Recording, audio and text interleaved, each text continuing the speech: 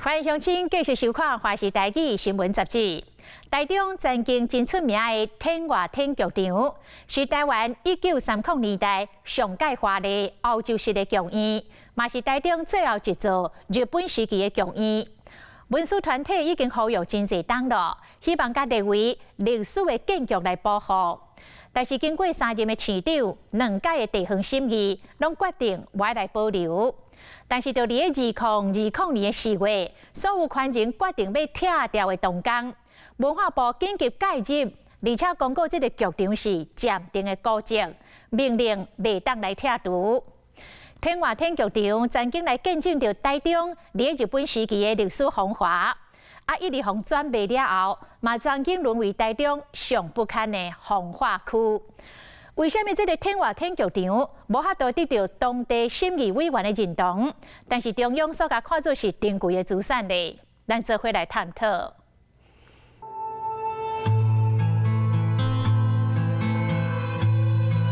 台中后火车头稳重一个日本时代欧式剧场。1930年代，伊见证地方士绅吟诗作对的风华；1940年代，伊美过二次大战美军的空袭；1950年代，伊变成台中人歹势讲出嘴的风化场所。2020 4月7日，地主决定拆除验工。你这样已经违法了。违什么法？站家暂定古迹，你们不能拆。在哪里？文化部的人都来了，新闻都讲了，新闻讲的这个东西有争议。你们是不是地主嘛？可是我们是台中市民，这是公共的文化资产。好了，没错了。这就像一把利剑啊！对地主听到来讲，又是个噩梦的开始了嘛。这是一个有审议结果的案子啊，中央为什么你要这样子干预呢？拆除迄一天，地主依法处理私人的财产，不过文化部一道紧急命令，将天外天指定为暂定古迹。这是6年来天外天第3摆夺过，予伊家己的主人夷为平地命运。怪手停落来，天外天嘛再度被封锁。不过外界对着伊戏剧性发展是愈来愈好奇。采访一日天，到观光客想要来看卖，拢总被拒绝伫门外。之前还有人要来拍婚纱。我们不让他进来，结果还跟我们大吼说：“哎，这不是公共财吗？我们为什么不可以去拍？”我说：“你今天这是私人产权，这不是公共，这不是市政府的财产。”经过参详，地主头一摆同意媒体入去翕天外天到底是什么款的所在？这边这个地方。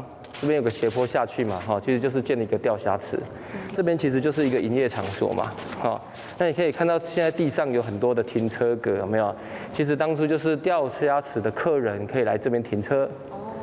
这边风管有没有？其实就是当初是冷冻库的那个排热的嘛，就是一个冷冻风管上去嘛。钢筋裸露，就是一个危险的一个指标。然后再来就是梁柱破坏掉了。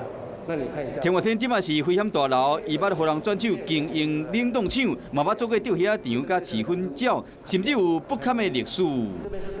这边就是以前的红灯区，这一排建筑物都是。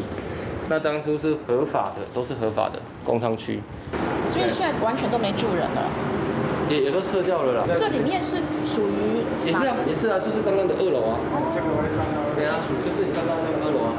天外天的澳门湾工商区，1956年台中市议会通过设风化区了后，这附近就变成台中人的禁区。风化区、钓虾场、冷冻厂也是饲粉鸟的所在。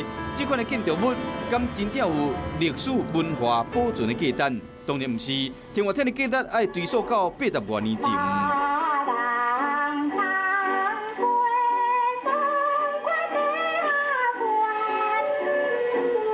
1936年，台中的望族吴祖如开15万起天外天剧场正式开幕。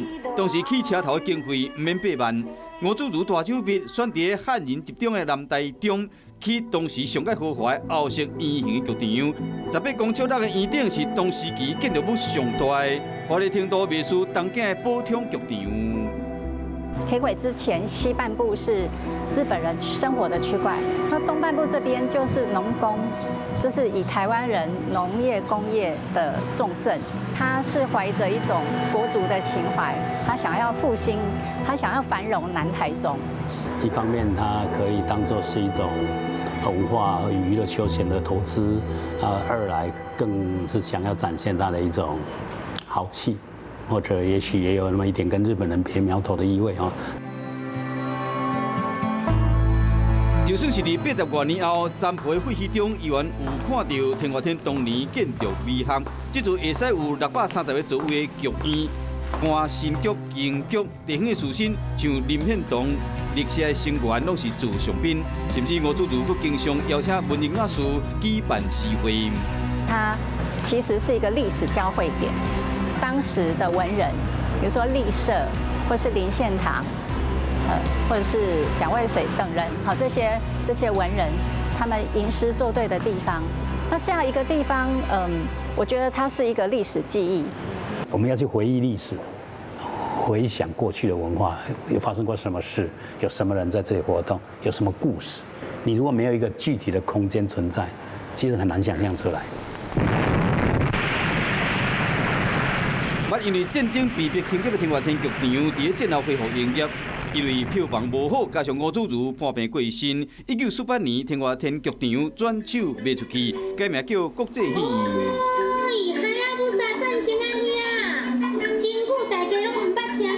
我们小时候，小孩子看电影不要钱，但是一定要大人带，所以我就很贼，我每天在戏院门口，阿姨，等下唱国歌啦，唱国歌的快开演了啦，坐在里面，然后我只要站在他前面，他拉着我的手，我进去就不要钱。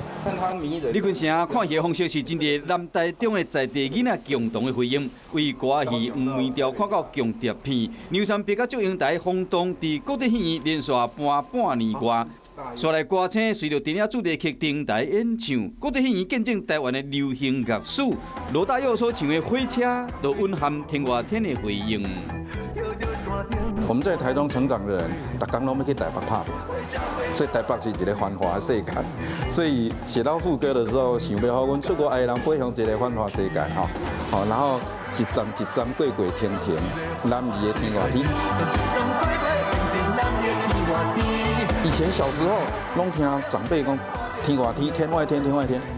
天外天这个词怎么这么好啊？人上有人，天外有天，所以他在想象上，没有人知道我在写的是我台中的这个国际大戏院天外天，但是从字义上，他们也会觉得这个意境很棒。不过，戏院的经营伫1956年被纳入风化区了，是愈行愈艰难，一直转手。冷冻厂吊虾仔场每改建一摆，就毁掉一摆。典雅的窗仔门加上铁窗，20世纪的马赛克的砖仔是一片仔一片落落来。有真久一段时间，伊变成都市的毒瘤，无人愿意为伊停留。一直到文书团体顺访台中的基地时，发现蒙尘的珍宝。日本时代最后一座台中的老戏院，那还藏在后车站的巷弄之中。它的资料也是慢慢的去把它找出来。台中以及台湾大大小小的历史片段，它都牵扯纠葛在一起，是非常丰富精彩的一个剧场建筑。2014年3月，文书团体提报天外天为历史建筑，却因为当时的资料无够，台中市政府委托专家组成的文书审议小组，以主体损害严重，无要指定为历史建筑。随着文书资料愈学愈多，有人为伊写册，有人为伊架设网站，建筑系学生为伊做模型，我改后代甚至跨海投资拍纪录片。文化部嘛编300万，予台中市政府委托朝阳科大老师区建伟做详细调查报告，验过搁提报犹原无过关。一开始我们提出的文字价值里面大概有8项，但是在审查过程里面，其实蛮多委员说，这已经之前讨论过了，这不能算刑事证这样子。去推翻以前的那个审议结果，一定要有充分的理由。虽然我们邱建伟老师团队做了很详细的一些调查，但是这些调查没有跳脱104年那时候审议的里面的相关的一些讨论的事项内容，所以还是维持原来的决议这样子。伫台中市政府依法准地主拆除的时，向和文化部动起来，依照文书法鉴定古迹不准填。我们觉得不但没有尊重，而且觉得是很受伤啊。等于是你政府爱怎么玩就啊，你政府不是一体的吗？怎么会这个政府说 OK， 那个政府说不 OK 呢？到底是什么原因？同款的文书法地方甲中央政府无共调。在私有的财产里面，经常是面临这样的一个困境啊。那其实天外天不是特例，文化资产价值评估出来，觉得它有保存的价值，那最后委员还是可能会考虑到它是私有权。宪法第15条保障人民之财产权，第166条嘛指出，国家应该保护有关历史文化艺术之古籍古文。当两者冲突的时，审议委员会中袂使讲的秘密就出现啊。敢是所有权人无同意指定，就要目睭客当作无看到伊的文化价值。有人就会认为它已经破破烂烂了，我们真的要再花公部门的资源把它修起来吗？有的人会认为说，既然产权人都不同意，被修起来，那公部门为什么要去扮演这个坏人？文字法1982年实施以来，争议不断，主要问题是处理私有产权的配套措施不足。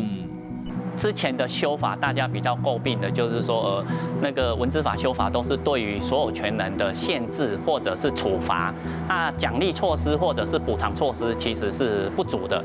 那现在最重要修法的就是要去弥补奖励或者是补偿的这一个措施。政府机关可以编列预算去做架构。